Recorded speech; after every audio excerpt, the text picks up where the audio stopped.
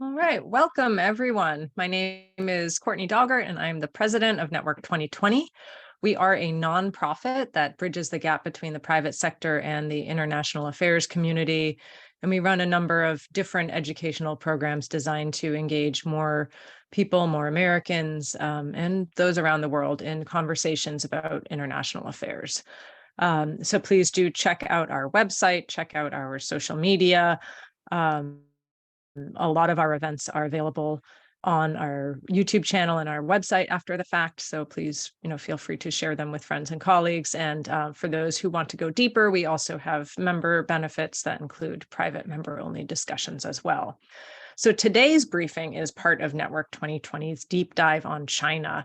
And this program, really, we try to tackle a critical subject in international affairs through a multifaceted, multi-layered approach that covers not just security and economics and geopolitics, but also weaves in history and philosophy and goes in depth into some of the other issues in a given topic, in this case, China. And so we're really trying to foster a wider scope and a more detailed understanding. And so it is really an honor to have back to Network 2020 Joel Wuthnow. He is a senior research fellow in the Center for the Study of Chinese Military Affairs within the Institute for National Strategic Studies at the National Defense University. And his research areas include Chinese foreign and security policy, Chinese military affairs, US-China relations, and strategic developments in East Asia. He also serves as an adjunct professor at Georgetown School of Foreign Service and has a lot of books that you can also check out and read. So it's a real honor to have you back to Network 2020, Joel, and thank you so much for taking the time to have the conversation today about, I think, one that is, one aspect of China that I think is very much on people's minds. So with that, I'd like to start with understanding China and how it's been modernizing its military. So over the past decades, and especially under the leadership of Xi Jinping, China has been modernizing its military. So from your perspective, what kinds of reforms has Xi enacted since his first term? And how do you think those reforms have changed the PLA? And if I could just tag on one more question, with that, if you could weave in how you would assess the PLA's current capabilities. Yeah, great. Well, thanks so much, Courtney, and to the team at Network 2020 for having me back. Delighted to have the chance to talk to you all about China and its military this afternoon. So with respect to modernization and reform, the PLA has undergone a fairly significant transformation under Xi Jinping now over the last 10 years or so. And so I can talk about this both in terms of the hardware of the PLA as well as some of the other important changes, organizational and otherwise, going on. So the hardware of the PLA is much more modern than it was a decade ago, and it continues to modernize. So if we look at different categories of PLA equipment, so we'll look at their ships or their submarines, their fighters, their bombers, their missile systems, and so on. Now, the latest generations of Chinese military technology really rivals that the US military right now is fielding, or other countries, NATO or otherwise. And so I give them a lot of credit for fairly quickly coming up with modern destroyers, very quiet submarines, and they've really overcome a lot of the previous difficulties that they've had in some of those different domains. So hardware is one thing. That trajectory is fairly constant. I think the question for the PLA now, though, is if they have reached sort of a peer capability with the United States, can they overcome that? So can they actually leap ahead and become a world-class military, meaning that they are a generation ahead of the US or the top Europeans or even the Russians for that matter? And in that respect, I'm not so confident. And the reason for that is that historically, the PLA has been very reliant on absorbing foreign technology. So they're studying US, European, and Russian systems. They're trying to copy or emulate a lot of that technology, but they haven't been as good at doing new things, actually crossing the innovation frontier. And so I think they're right now working on developing more of sort of an innovative or innovation ecosystem. So having the personnel, having the ideas, being able to not only copy, but actually to create new forms forms of military technology. They've had very limited success in doing that. So examples where they have been doing that would be in things like hypersonic missiles, where they have really leapt ahead, I would argue, of the United States. But in conventional systems, ships, planes, and so on, they may be kind of where we are technologically, but not necessarily ahead. And I think it will be difficult potentially for them to get ahead unless they can really start to create new things. So that's really the technology piece. In terms of, sort of the organization of the PLA and the reforms, the PLA is differently composed than it was 10 years ago. So the main change is really for the PLA to operate as a joint force. So not to operate in different service boundaries. So the Army doing Army things, the Navy doing Navy things, but to be able to operate cohesively as a joint organization, similar to the United States, where we send teams across the services to do really complicated things worldwide, including just a day or two ago rescuing embassy personnel from Sudan, which was a very complicated operation. And so for the PLA to operate as a joint force, they need a joint organization. So they need commanders who can organize, coordinate, and train and plan for operations with all the services. And so that's something that's new under Xi Jinping, creating a new command structure where you actually do have those joint commanders who are thinking about these things in peacetime and who would be responsible for doing joint campaigns in wartime. And so the classic example for the PLA in this would be operating across the Taiwan Strait, actually landing and seizing the island. And so there you need a very high level of coordination between all the PLA services, the Navy, the Air Force, the ground forces, and the rocket forces. They have to be able to operate really seamlessly. Previously, they couldn't do that. Now with the new organization, they are starting to be able to do that. And we're seeing that in their training exercises. We saw that jointness come to play in the couple of Taiwan Strait crises we've had over the last 6 months, where they have coordinated their forces fairly well. And I think they're now on a learning curve where they could, at some point in the future, probably not today, but at some point in the future, actually be able to plan and execute very large-scale joint operations of the sort that the U.S. was able to do back, let's say, during the Gulf War, for example, which has really been one of the things they have been trying to learn from, which is our experience. So that's really where the PLA is today. Stronger hardware, better organization, certainly stronger, more realistic training, more highly competent, technologically competent people inside the PLA, but also questions about whether they can not only gain a parity with the United States and our counterparts, but also to leap ahead and to do things that they haven't really been able to do historically. Thank you. Great assessment. If I could just stay on that, one piece, I had one follow-up question regarding what you were saying in overtaking capabilities and innovation as a hurdle. And would you mind just going in a little bit more deeply into that piece and what you think it would take in order for to be able to shift into a more innovative and effectively military? Well, one of the key ingredients is really having a high level of cooperation between the military and civilian innovators. So, the science and tech industry, private firms, Silicon Valley, essentially, that are creating a lot of the new ideas, developing the new software, and developing technologies that are dual use, that have military applications. So in the United States, there is some level of synergy between military and civilian. Sometimes we call this kind of like the military industrial complex. But for China, historically, they have had very strong kind of stovepipes, if you will, between the PLA, which has been able to build conventional equipment, but not necessarily really innovative equipment, and the civilian side. So companies like Alibaba or Tencent or others that are really leaping ahead technologically. Those connections haven't really been very solid. So there hasn't been a revolving door of people. Contracting between civilian and private enterprises in the military has been almost non-existent. And there hasn't been very much leadership attention to this. And so I think right now Xi Jinping is trying to change the equation by encouraging private firms to cooperate more with the PLA, to consider how the military could potentially use new software or AI scripts, or to do things in quantum technology or in in advanced robotics or nanotechnology. And so to encourage that cooperation between the private firms and the civilian universities and so on with the PLA. I think he's had some success. I think he's generated some interest in this. But at the end of the day, the incentives still aren't necessarily fully there to optimize that cooperation. And so what I mean by that is that universities and private firms are often marketing and selling and building things for a mass consumer market. That's where the profits are. And so developing things that are specialized for military users, it's not necessarily a highly profitable thing. And especially when you're potentially getting some pushback from large state-owned defense conglomerates that don't historically like a lot of competition from the private sector. And so there are some things going on there below the surface that I think create both opportunities for that kind of innovation, but then also from a bureaucratic and just sort of military civil coordination point of view, limit maybe the extent to which they can really replicate the kind of system that we have here in the United States.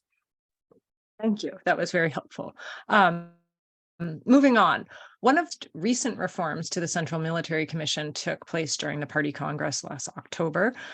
Could you just, for those of us who are not in the know, tell us about the Central and the reforms that were put in place and really what you would expect to see as a result of those reforms?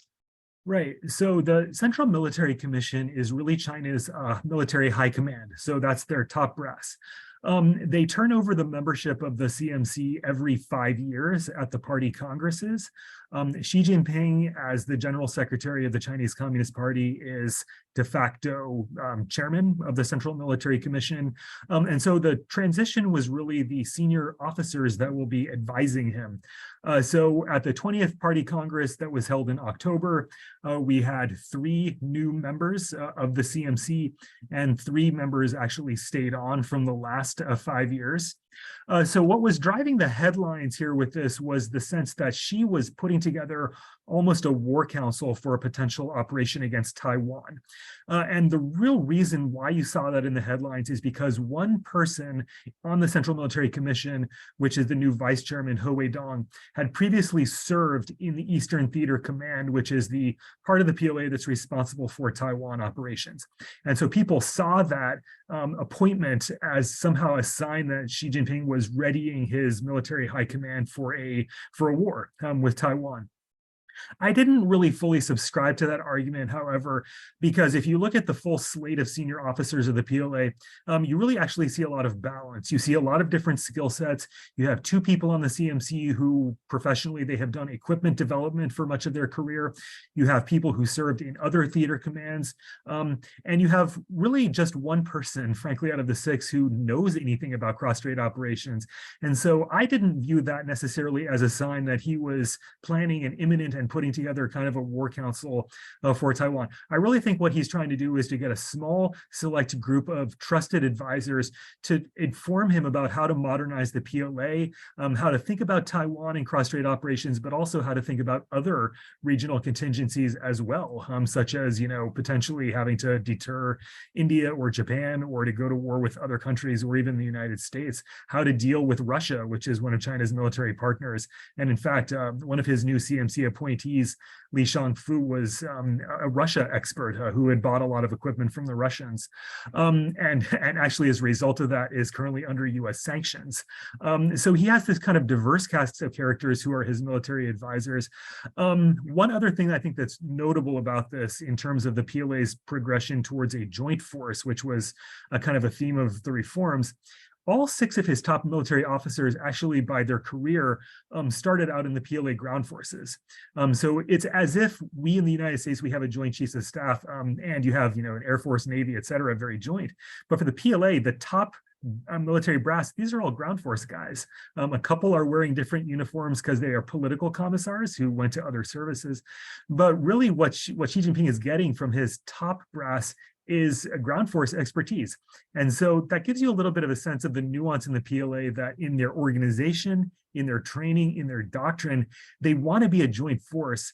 But in terms of the people who Xi has to deal with, it's still kind of an army-centric organization. And so that really raises questions about how well, how effectively they actually would be able to consider planning for and conducting a Taiwan operation, which is inherently joint and has a very strong maritime, air, and missile force component to it.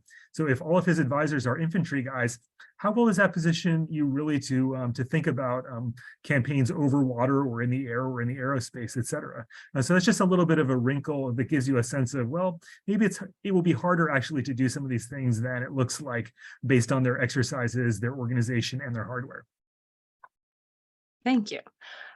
Sticking with some of the developments at Party Congress, Chairman Xi again focused on the goal for the PLA to become, quote unquote, fully modern by 2035 and a world-class force by the centennial of the founding of the PRC in 2049. So with that in mind, what can we see in terms of modernization in the next decade or more under Xi Jinping? And what does it mean for China to be a world-class force? It's a really good question, and these dates come out of the work report that Xi Jinping delivered at the Party Congress. So the work report is an extremely long speech that the Party General Secretary will give to outline his agenda, his priorities, and speaking on behalf of the party, what he wants different bureaucratic actors to do, including the PLA. So this is really a highly authoritative statement of their intent for military modernization. What he's doing, though, is he's really repeating things that have already been said for the PLA in terms of their milestones and the shape and the direction of their modernization. So none of this is really fundamentally new. And I'll point in particular to what is sometimes known as the three-step modernization strategy for the PLA. And so the key dates here are 2027, which is the centennial of the PLA, 2035, which, as you referenced, is a date where they want to become fully modern, and then 2049, which is the centennial of the PRC, where they hope to field world-class forces. The bottom line here is that none of these goals have been fleshed out in great detail by the party, and I think that's by design. I think really what they're trying to do is to give the PLA a pretty high degree of flexibility over how they themselves want to modernize. They're not giving the party, that is, they're not giving them a great deal of detail in terms of you're going to build X number of this type of ship, or you're going to pull this bomber online in this year, and so on. And I think the reason for that is that the party, so the Central Committee, the Politburo, et cetera, the elites who are approving these milestones, they themselves mostly are not military experts. So they don't have, for example, in China, let's say, for example, something like a Congress where you have a number of former military folks who get these issues really well and who can write really intricate legislation. So what they have are mostly civilian party elites who know a little bit about what the military needs to do, but who are mostly passing this over to the PLA to themselves determine what their own internal deadlines and timeframes and targets are in terms of acquisition. And so I think a lot of this in practice will be determined by the PLA. The issue about world-class forces has gotten some attention. It's a 2049 goal. I think usually when the PLA themselves are talking about this, they're saying, we want to be able to do similar things to what the world-class standard today is able to do, and that's usually the United States. And so that is in terms of being able to conduct higher end joint operations, things like higher end special operations, as we saw recently in Sudan, or the Bin Laden raid, but the whole panoply of higher end and more complex operations that the US can do, and also having the hardware that the US has.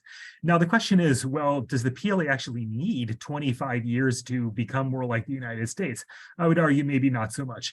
And especially in terms of hardware, again, if you look at their destroyers, their fighters, their bombers, et cetera, in a lot of ways, they're actually already on par with the United States. And so they can sort of declare an early victory, if you will, and say, we are already in some important respects world-class today.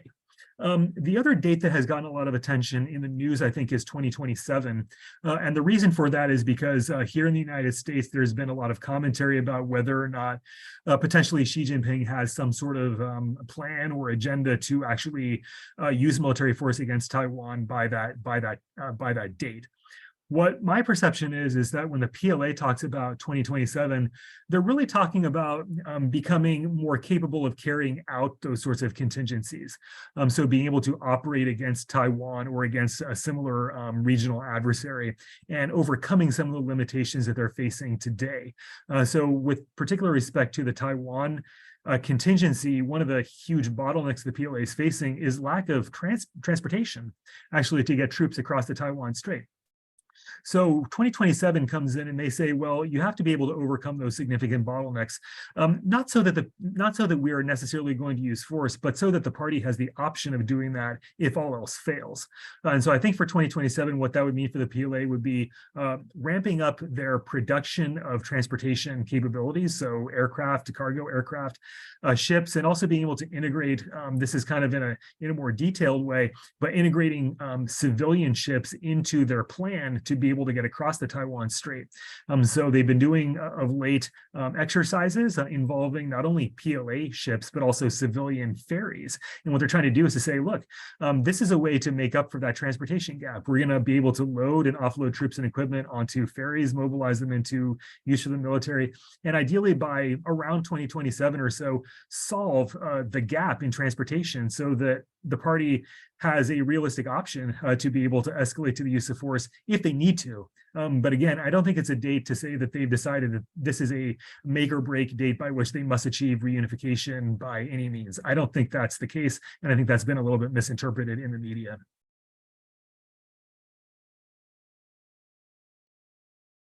Thank you. So just kind of jumping off on that point, and you've the challenges that they're looking at, in particular when it comes to 2027. But in terms of just overall modernization, are there challenges that you foresee China needing to overcome that they're thinking about when it comes to building this world-class modern force?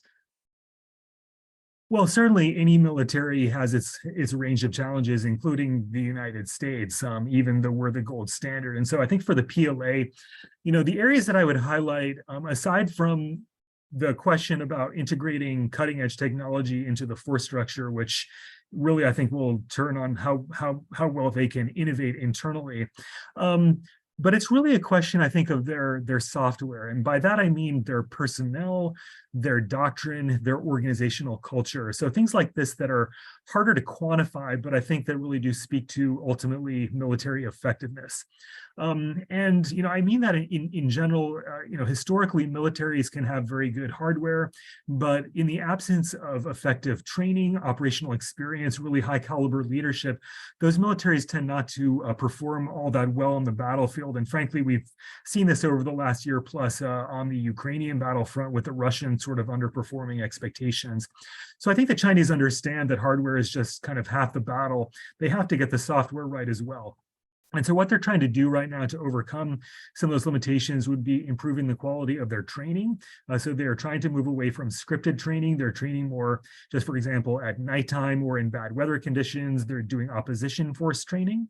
So they're not just doing kind of military parades and simple things. They're doing more complex exercises. They are working to improve the caliber of their people. They are spending more on the people in the PLA. They're paying their officers more. They're trying to retain officers who are really high performers.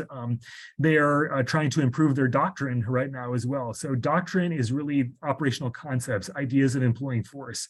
The PLA's current doctrine, so their game plan for future combat is outdated. It was updated in the early 2000s, but they're going through a process right now of creating modern war plans.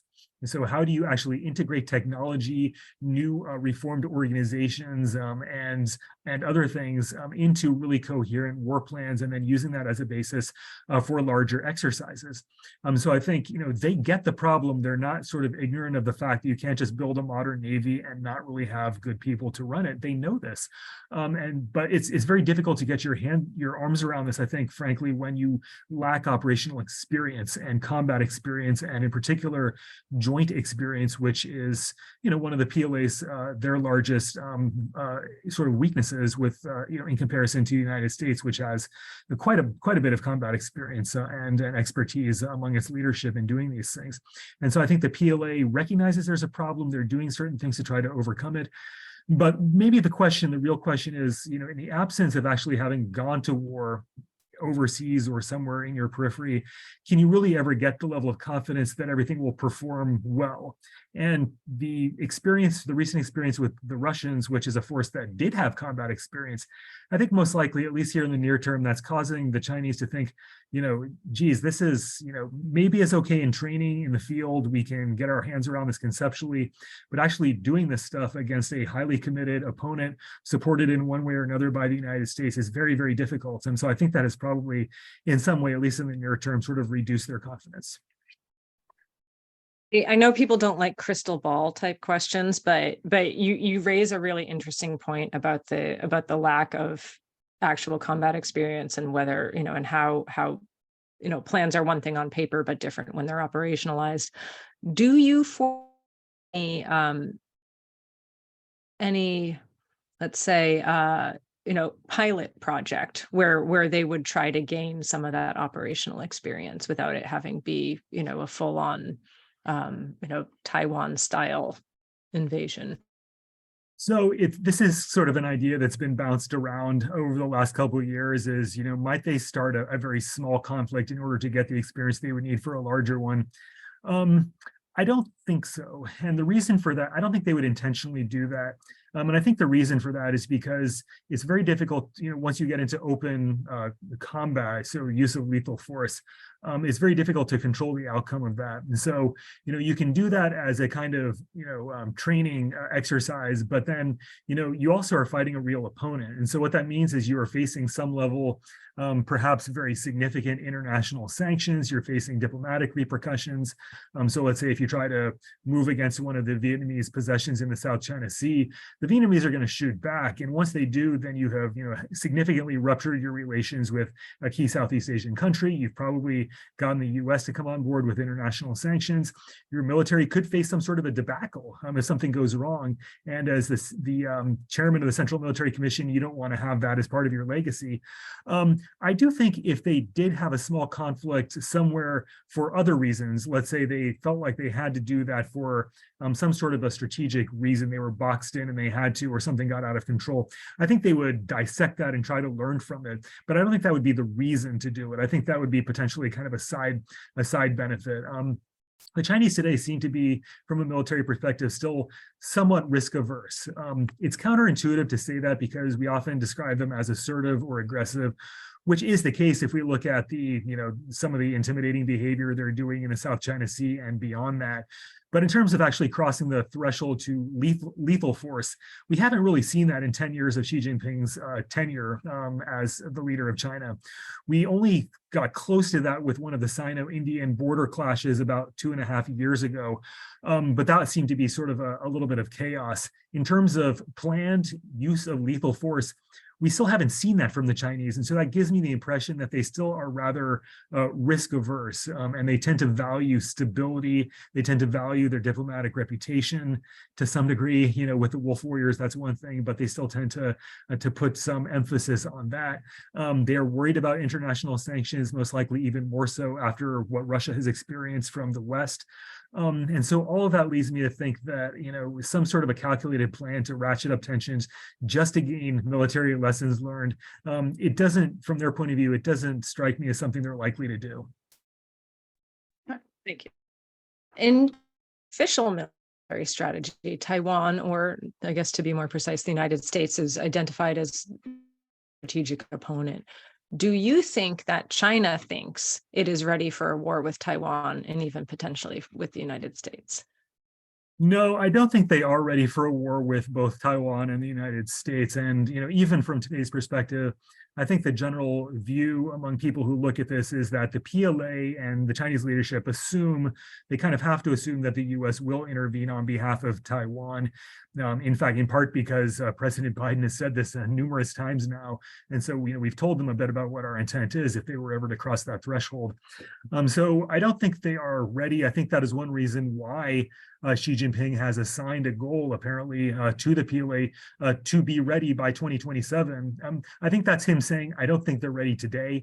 I don't think that that's something that is likely to happen without a significant amount of additional investment and attention by the PLA. What I don't know exactly is how the Ukraine conflict has influence those calculations and timeframes for, when they think they're likely to be ready. It's possible that will have set their planning back a couple of years if they have to go back to their own system, their own organization to say, this kind of didn't work so well for the Russians. We're going to have to think a little bit differently about our own plans. So that could have a delaying function. The thing, though, I think, as you kind of extend the time horizon out to the long term and think, well, when will they be confident and why will they be confident?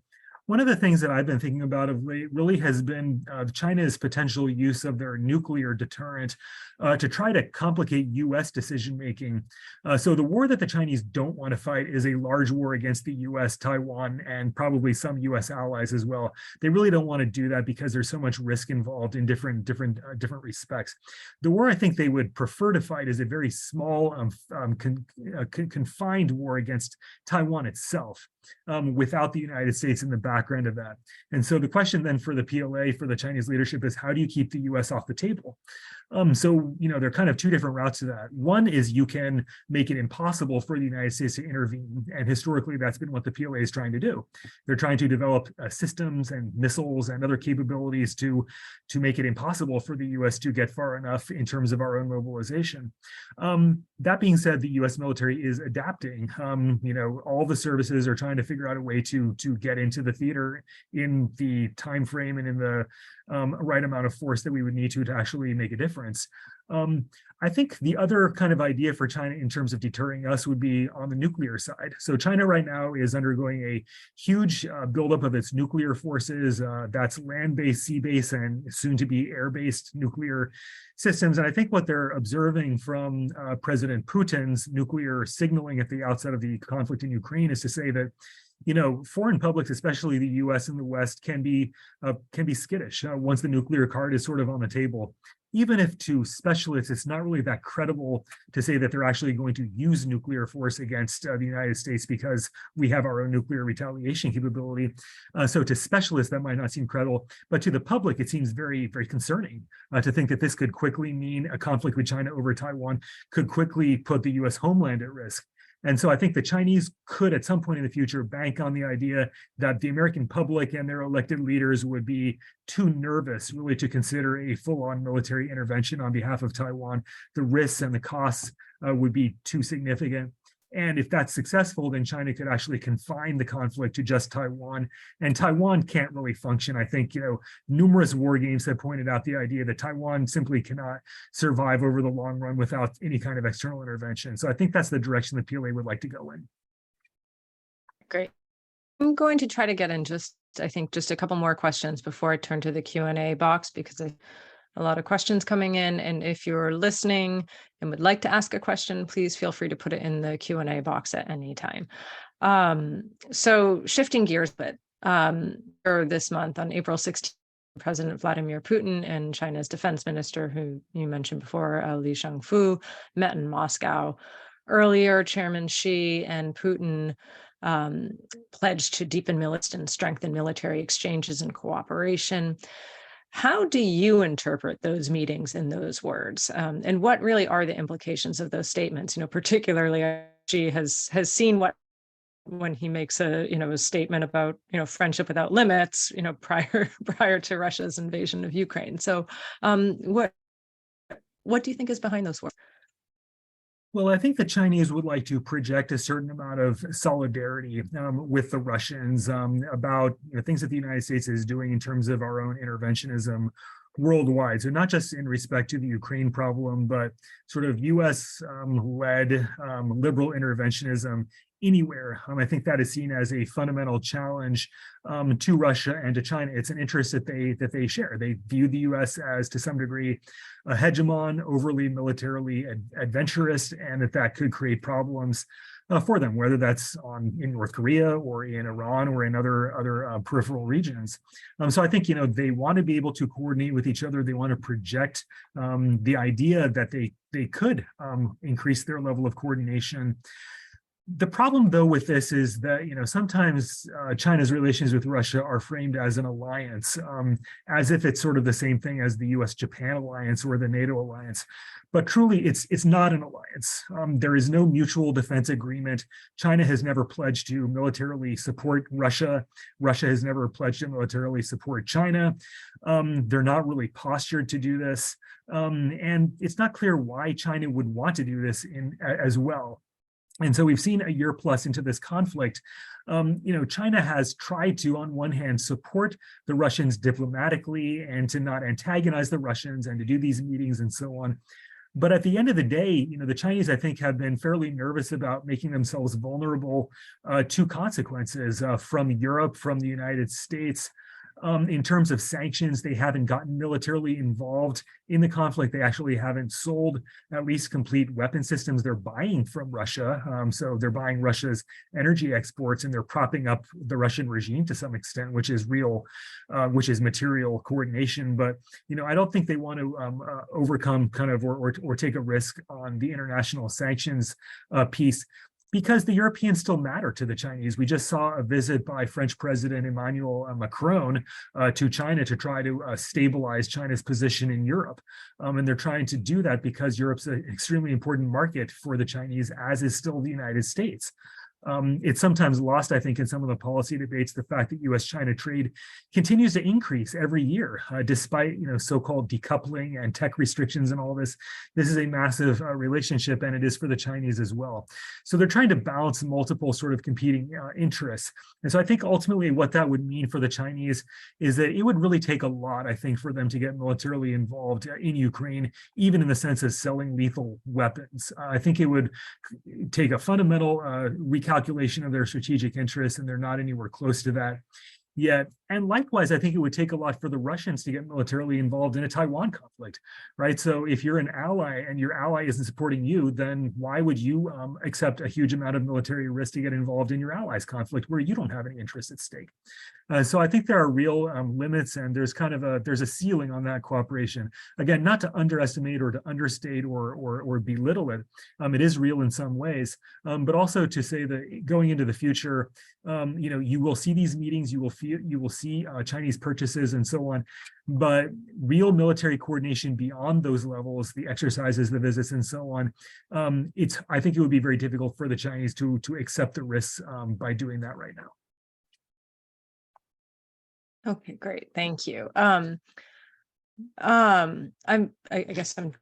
wanted to pick up, I guess, on one quick thread, because I thought it was interesting how you put in, I think, a good perspective, how both Russia and China have, I think, both take issue with the United States in terms of that sort of liberal interventionism. However, my understanding is that, at least with China, they to be quite interested in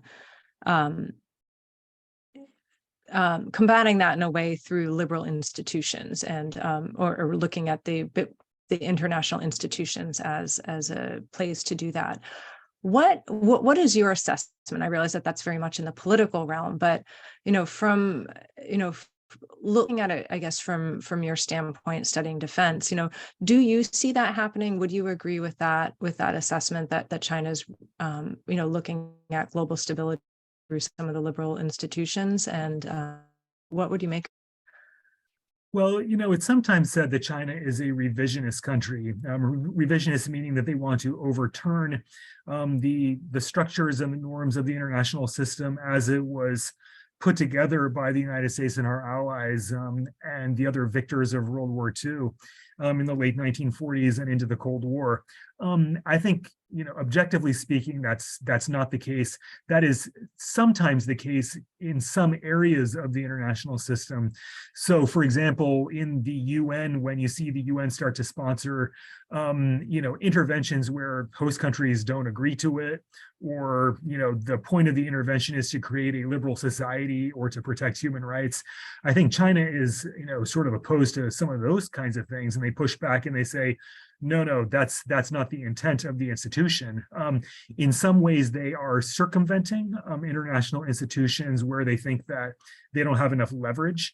So that was somewhat the case with the Asian Infrastructure Investment Bank. That's been somewhat the case in the Shanghai Cooperation Organization, and other sort of regional and international regimes they started to put together. But by doing that, that doesn't mean that they are trying to overturn and create a fundamentally new system with all new institutions, all new rules of the road. And the reason for that is that I think they gain from many parts of the international system today. They have gained quite significantly from their entrance into the World Trade Organization. They have gained from the United Nations, helping to improve stability in places where the Chinese want to invest. And they have contributed to UN peacekeeping operations in order to further the stabilizing mission of the UN. So I think, in large parts, they are somewhat status quo oriented. And in some respects, they even view the United States as something of a revisionist. When the US goes in, for example, without UN authorization to countries, and the Chinese say, no, that's actually not what the international system is designed to do. You are circumventing those rules and norms, and so you're the spoiler. And so sometimes they actually accuse us of overplaying our own hand. So I think the truth of the matter, like with many things, is somewhere in the middle. They are trying to change, adapt, revise parts of the order where it's kind of not in their interest or they don't have much say so. But in other cases, they're quite comfortable in not only continuing with it, but even strengthening it. And that's certainly the case, I think, with the UN system. Thank you for answering that. I'm turning to the Q&A box now because we have a lot of good questions coming. And so this first one is, so it starts with the statement. After numerous war games by U.S. think tanks, the most recent one conducted behind closed doors by the U.S. House of Representatives, apparently, showing that there is an almost certain Chinese military victory in a conflict over Taiwan. Do you think that it is and its allies to stop, quote unquote, pushing the envelope on this issue, de-escalate, and pursue a more conciliatory policy towards Beijing's determined stance over its Taiwan issue?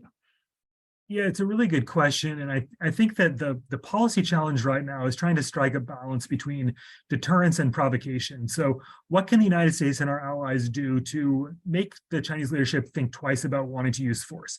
And to some degree, to deter, you have to have a strong military. I think it goes without saying that, overt weakness invites opportunism and military adventurism. So if the United States is helping Taiwan to reform its military, to strengthen its defense posture, I don't think that's necessarily has to be a provocation. I think that's something that is totally consistent with U.S. policy under the Taiwan Relations Act, which actually mandates that we do those things to help maintain a stable military balance across the Taiwan Strait.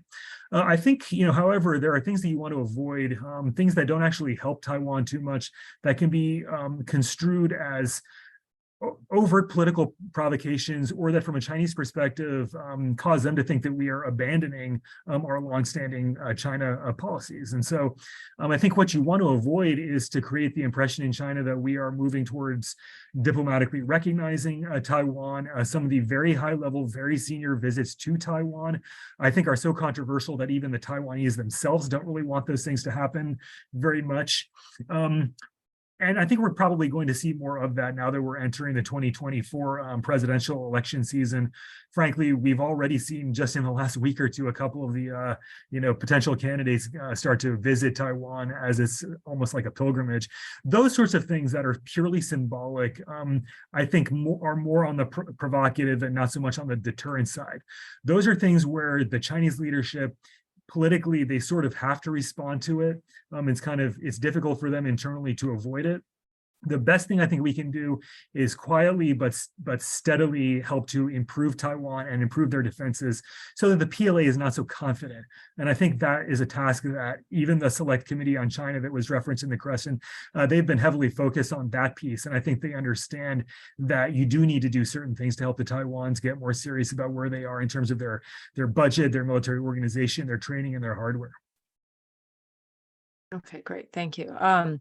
Two questions I'll combine right now because I think they go together nicely. One is there compulsory military service? And the second is, how do different ethnic groups within China itself fit into the PLA? So China, it's a little bit counterintuitive. It's a population of 1.4 billion people, but actually they do have conscription. In practice, what this means is that male Chinese, 18 to 20 something years old, they need to be registered to serve in the PLA.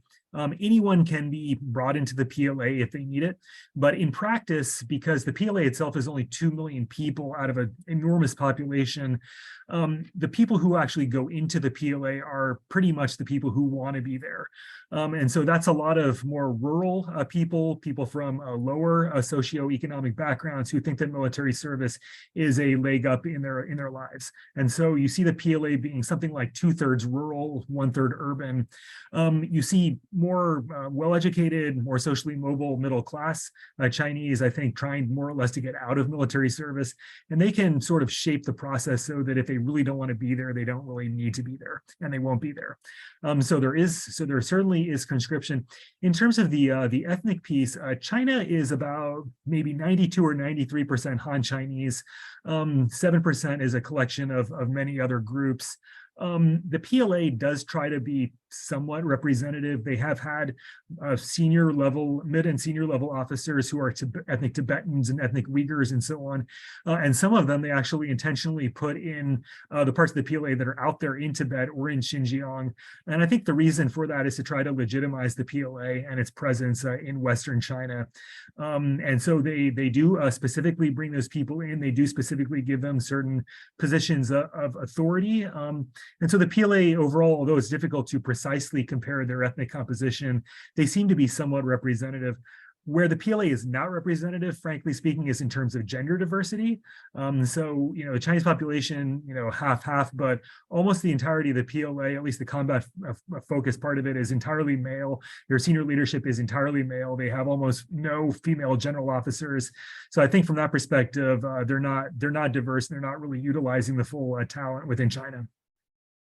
Okay, great, thanks. And this question, actually, I probably should have asked along with those two questions because it seems like a good one. And it might need a little background for us non-military types, but the questioner states that the U.S. and Western trained forces are based on very strong NCO, so non-commissioned. What is the PLA's NCO model? And how do they have approach for systems training and non-commissioned officers? Yeah, this is a great question. So I think the backdrop here is that in the U.S. military, NCOs are your enlisted folks who serve for long durations and who have quite a bit of specialization and who are kind of the glue that hold a lot of those units together. So those are your sergeants and your master sergeants and Navy equivalents and so on. And this is really, from our point of view and from, I think, the Chinese point of view, considered almost like part of the secret sauce of how militaries work. So you need good officers, but within the units, you need, really good senior enlisted people in terms of unit cohesion and just technical skills and institutional memory and all that. So the Chinese started to reform their own NCO Corps back in the late 1990s. Prior to the 90s, they didn't have a fully organized non-commissioned officer program. So you had a lot of conscripts and enlisted guys and a lot of churn and turnover. Late 90s, taking a page from the US system, they created an NCO Corps with ranks and with billets and responsibilities and all that. And so right now, this is about 25 years later, you have the most senior of their NCOs is really the first generation.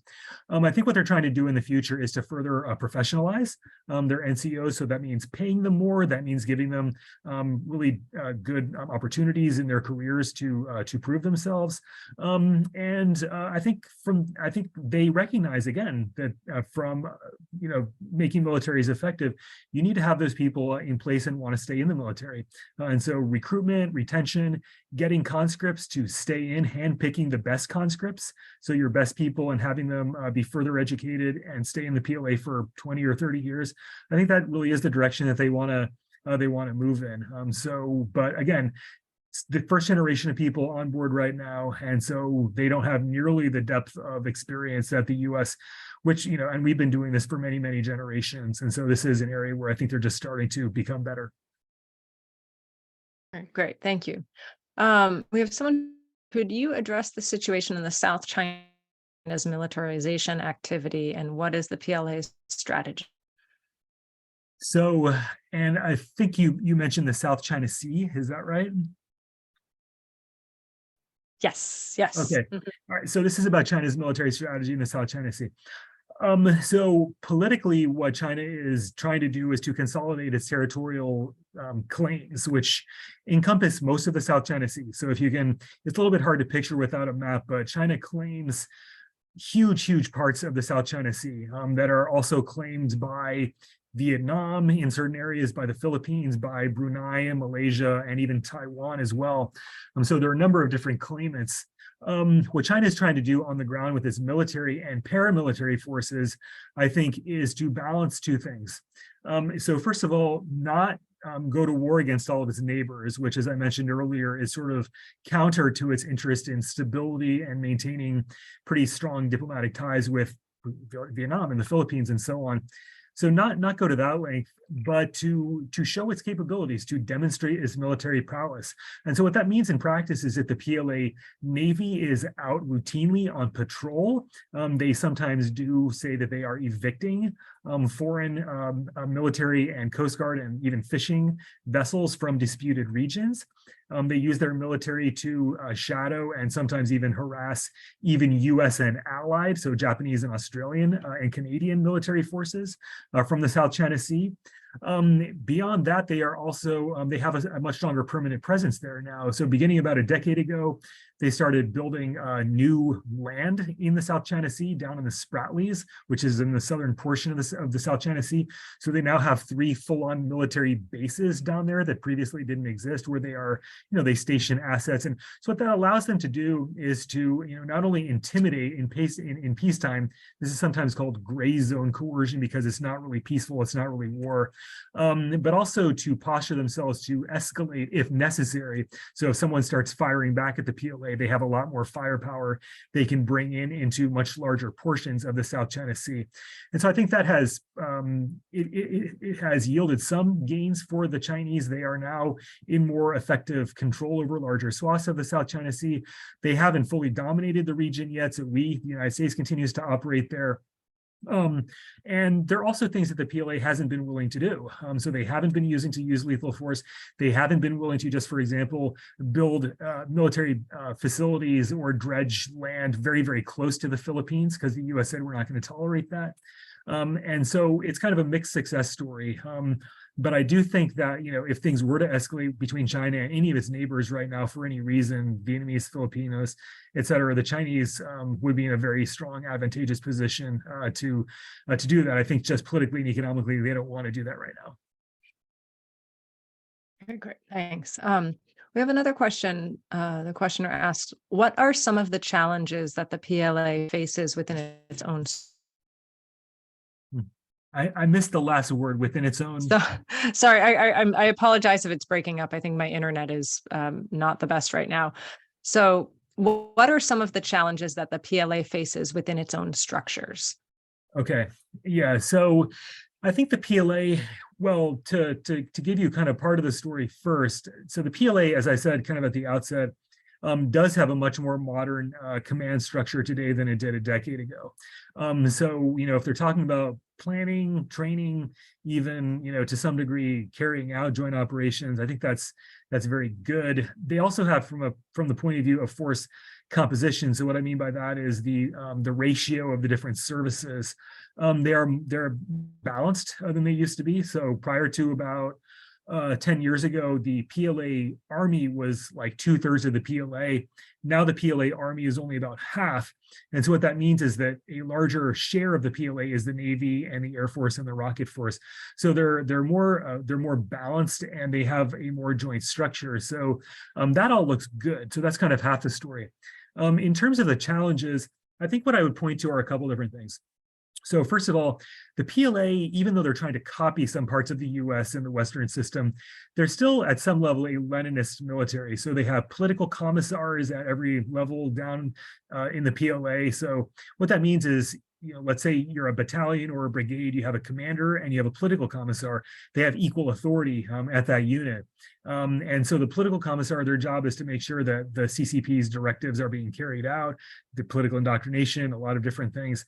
But what that means in modern conflict is that you have not one person who is sort of fully empowered to make decisions, but you have two people. And beyond that, you have political committees or party committees down throughout the PLA structure, which is like consensus decision making. And, for anyone who's ever tried to make a decision by committee, it's you get into plotting, debates and counter positions and all this. So that's one piece of it. The other angle to this is sort of the centralization and the culture of the PLA, which sort of favors central direction and guidance. And this is also not very well attuned to modern warfare, where if you're, a commanding officer on the front lines, you not only don't want to have a debate with the political officer, but you also don't want to have to get guidance from the center. You want to be able to make decisions quickly, adapt, and, do what you need to do. But that's not how things work in the PLA. You do have a political commissar and committees you have to deal with, and you do have to get central direction. And Xi Jinping, I think, during his 10 years has put a very strong message that he's in charge. He calls this the CMC chairman responsibility system, which means that he's responsible for everything, including potentially even directing or almost micromanaging things that go on in all parts of the PLA. And so if you're, a commander in some, difficult situation on the ground, you don't feel empowered. You want to go up, as high of a level as possible to get approval for what you're going to do politically. And so that's not good for the PLA. And where this gets in terms of reform is, how are they going to fix that? And my argument is that they can't fix it. As long as they're a Leninist military that is a party army, you need to have political commissars and you need to have the party being in control at a high level. And so being able to fully copy where the US military has gone in terms of what we call mission command, that's our jargon to say that, you lieutenants and captains and majors, you're empowered, do what you need to do. We'll give you a general advice, but go implement that. The PLA can never fully embrace that because they are still at some level fundamentally Leninist. And to reform that, they would have to no longer be Leninists. They would have to be, sort of a Western military with a Western model of civil military relations and a Western structure. And that would require the party to really back off in terms of the PLA. And I don't think they will ever be able to give up that much authority. Interesting. And this next question, I think, is a good segue. And so they write, the Ministry of Foreign Affairs seems generationally divided between the younger wolf warriors and the older, more traditional and conservative diplomats. Is there a similar divide in military leadership? I think just anecdotally, there is a divide in the military leadership. So, the senior brass of the PLA, these are folks who were mostly born in the 1950s, who got their formative experiences in the military in the late 1970s and the 1980s, when China was weak, when China was a military backwater where they viewed the United States as the gold standard. And I think you still have some impression that even though the United States is not their friend, but it's also not a force to be trifled with. For some of those senior leaders who kind of come from a position of weakness. And I think from a deterrence standpoint, that has been a kind of a good thing.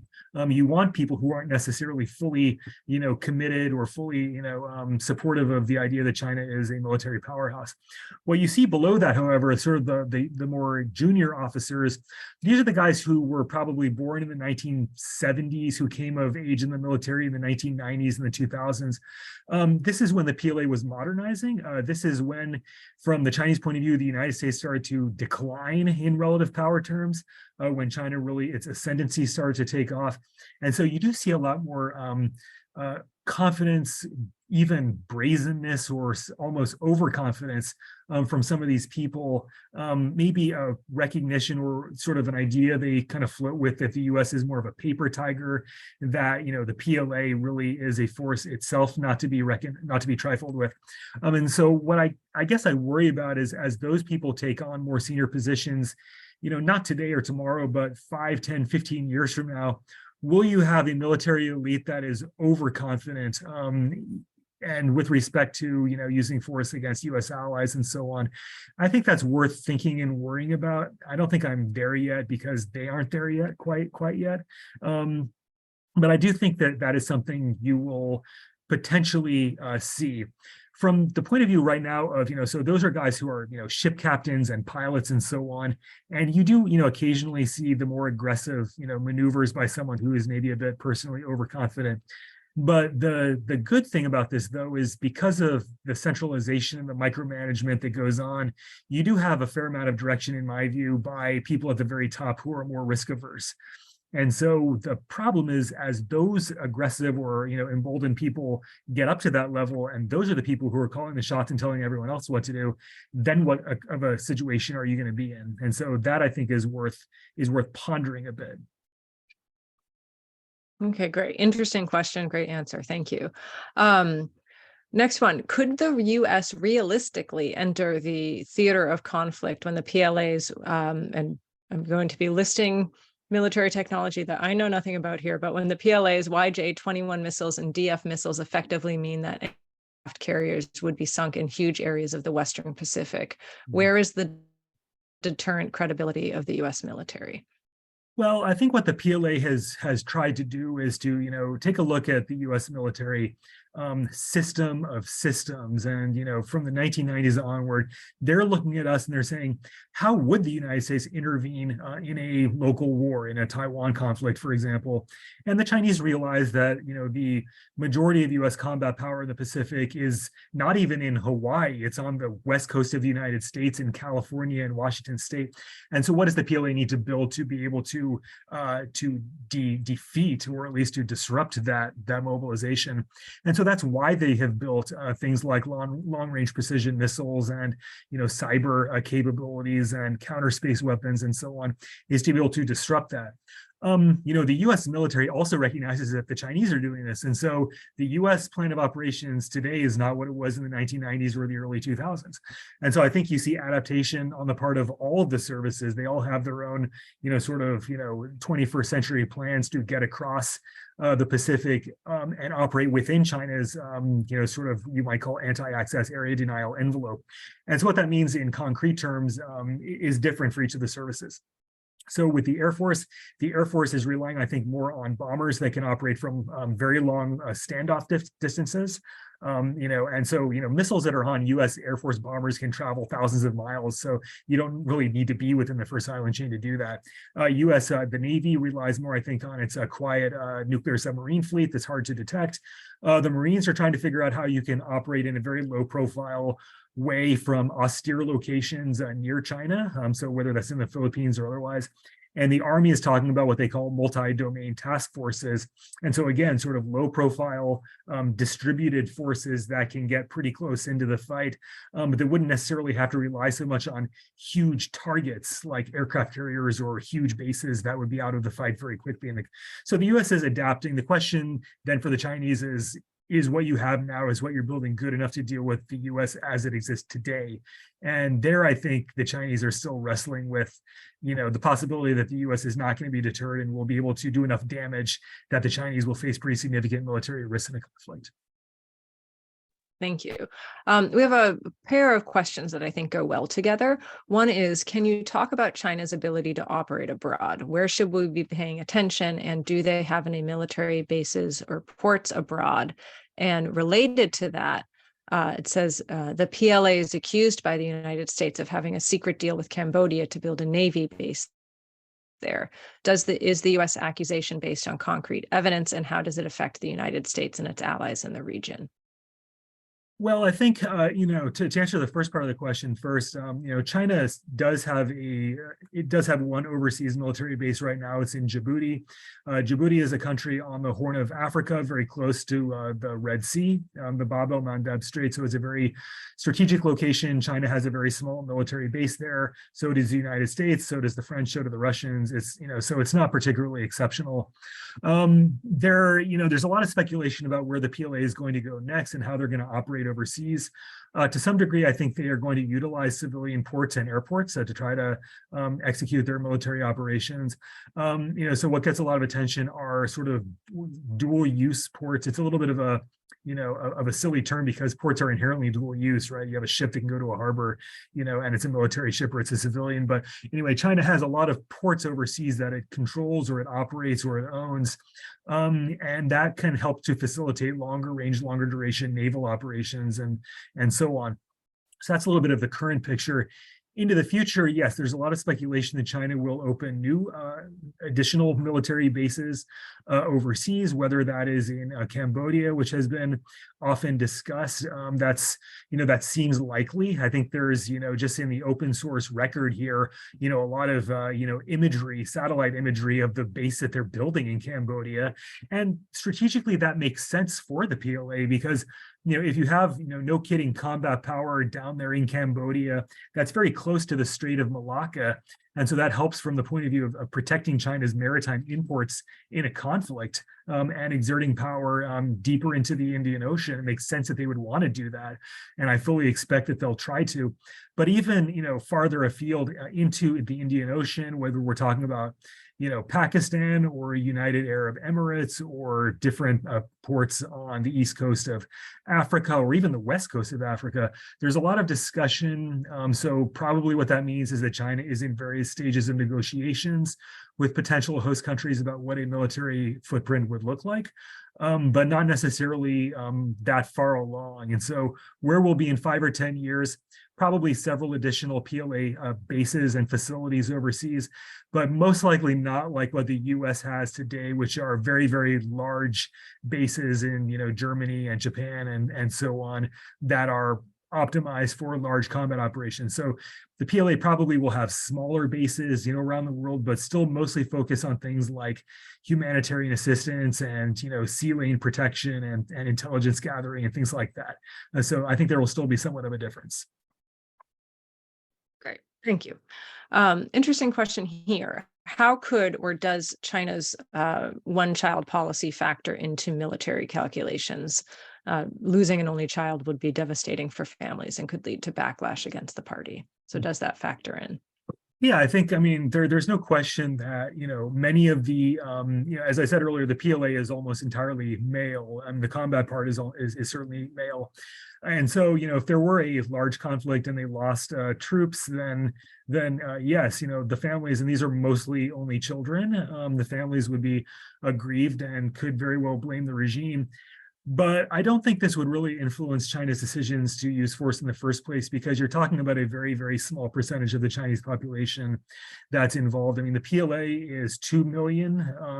The Chinese population is 1.4 billion. The vast majority of Chinese would suffer in a Taiwan war. So they would economically suffer. They would have to make sacrifices to their way of life. They might have to ration scarce resources and so on. But in terms of casualties, most of the population wouldn't really be affected. And so I don't think that would be a critical thing. I do think the party would take that seriously. I think they would compensate those people and declare them heroes and martyrs and so on, and get a lot of support. And then the other piece about it is that even today, they're somewhat moving away from the one-child policy. So now you do see some families, especially in the rural areas, with more than one child. So that factor might, even from that perspective, might be less important sometime in the future. Great, thank you. A couple more regional questions, so I'll pair a few of them. What are the implications for China and the US for China's relationship with Saudi Arabia, Iran, and Yemen? And is it economic, military, or both? And we also have a question about what plans the PLA has towards the Arctic region, as China considers itself a near Arctic country.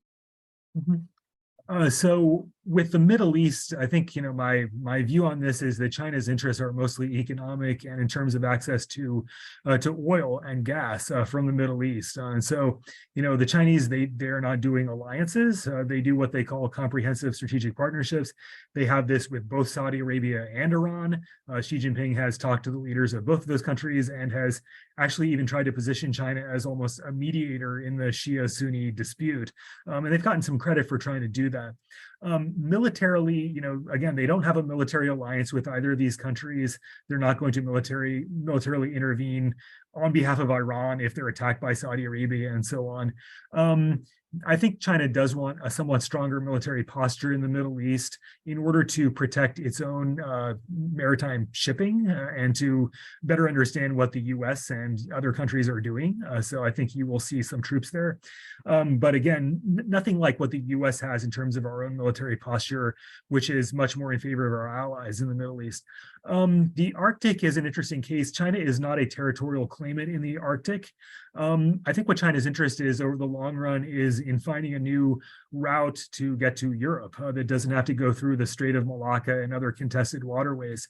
And so the North Sea passage that will likely open up sometime in the next couple of decades.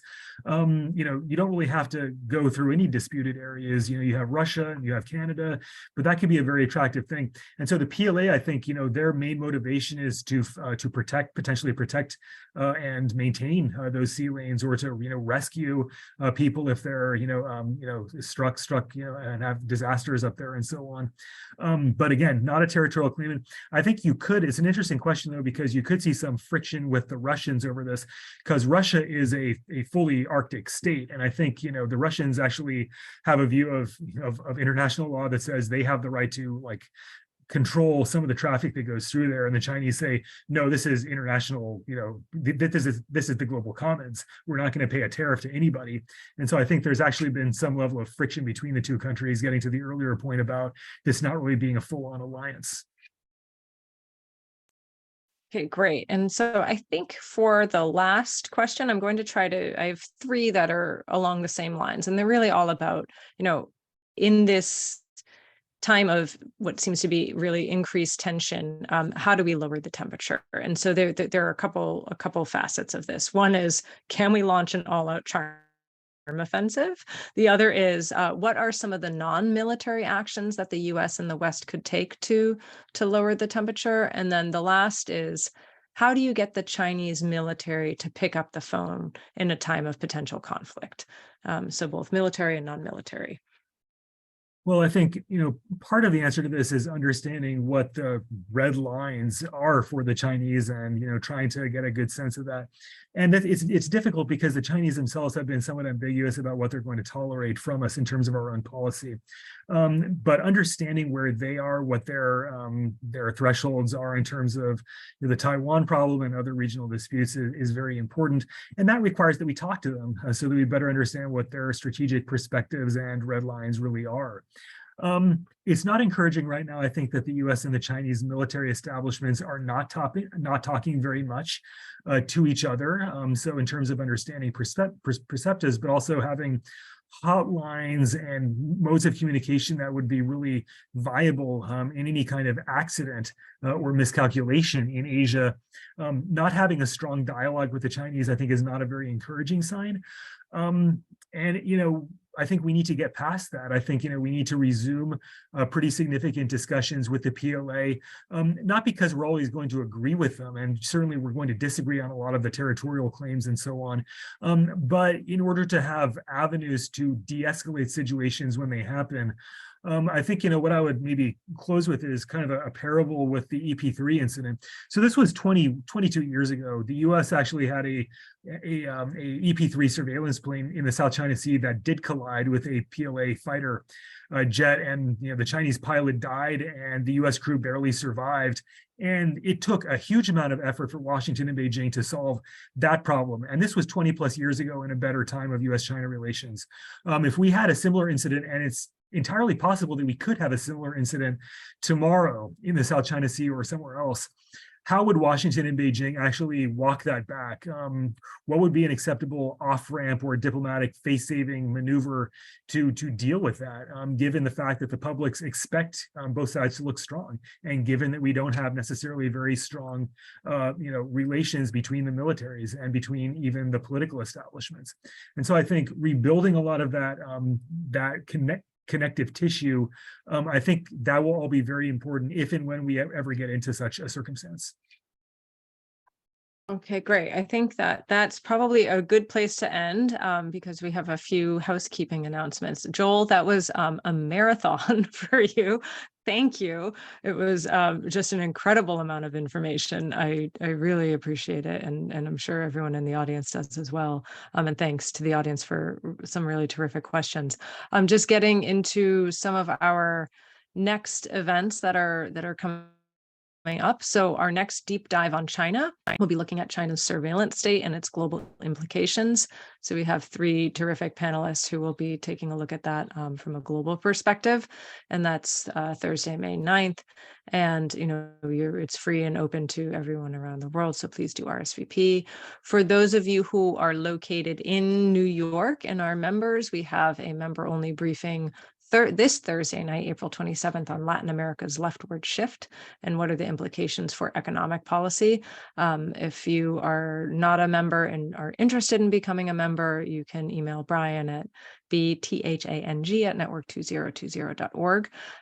So that should be a really interesting one as well.